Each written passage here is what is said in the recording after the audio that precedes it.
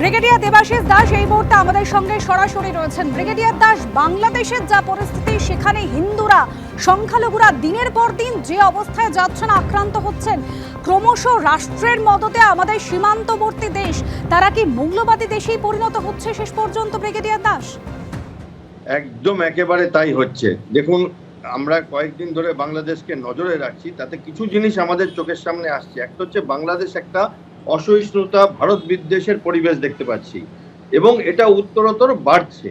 এবং তার সঙ্গে এটাও দেখতে পাচ্ছি একটা আকস্মিক পাকিস্তান প্রীতি। মানে দেখুন, এই যে জাহাজ চট্টগ্রামে চলে আসা, হঠাৎ উদার মনে একটা ভিসা নীতি বা পাকিস্তানের নাগরিকদের জন্য তৈরি করে দেওয়া, এইগুলোতে। এবং তার সঙ্গে যেটা দেখতে পাচ্ছি যে বাংলাদেশে নিজের যে নাগরিক তাদের একটা অদ্ভুত আচরণ, যেমন তাদের ইউটিউবাররা সব চুপ। বাংলাদেশের বহু বুদ্ধিজীবী, বহু ফিল্ম স্টার, বহু শিল্পী ভারতবর্ষে এসে কাজ করে, অনেক টাকা রোজগার করে, তারা সবাই চুপ। ভোজবাজির মতো 51 জন আইনজীবী গায়েবও হয়ে গেছেন। একটা ভয়ের আবরণ তৈরি হয়েছে। এবং যে কথা আপনি বললেন, ধীরে ধীরে আমার মনে পড়ে যাচ্ছে সেই ধর্ম অসহিষ্ণুতা যেটা তালিবান দেখিয়েছিল বামিয়ানে বুদ্ধর মূর্তিগুলোকে বন্দুকের নল দিয়ে উড়িয়ে দিতে। এবার একটা কথায় আসি, সেটা হচ্ছে যে গত 4 আর 5 ডিসেম্বর ছিল ভারতীয় নৌসেনা দিবস।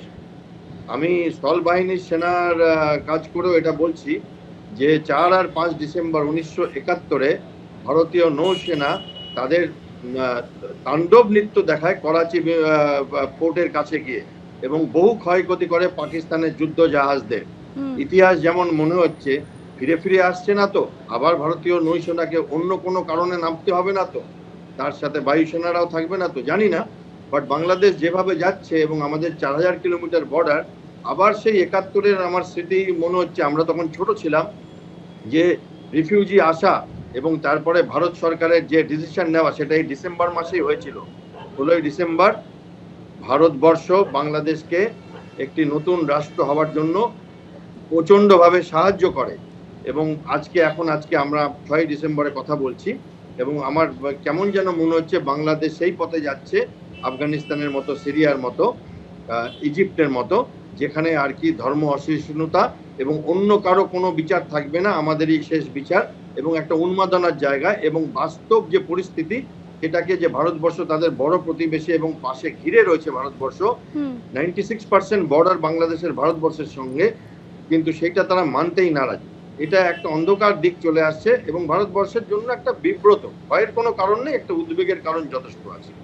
ব্রিগেডিয়ার দাস, আপনি প্লিজ আমাদের সঙ্গে থাকুন। যে কথা আপনি বলছিলেন, ভারত সাহায্য করেছিল, কিন্তু আদতে এখন বাংলাদেশের ভারত বিদ্বেষের ছবিটাই প্রকট হচ্ছে, বরং পাকিস্তান এবং চীনের প্রতি প্রেম যেন আরো বেশি করে জাহির করছে বাংলাদেশ।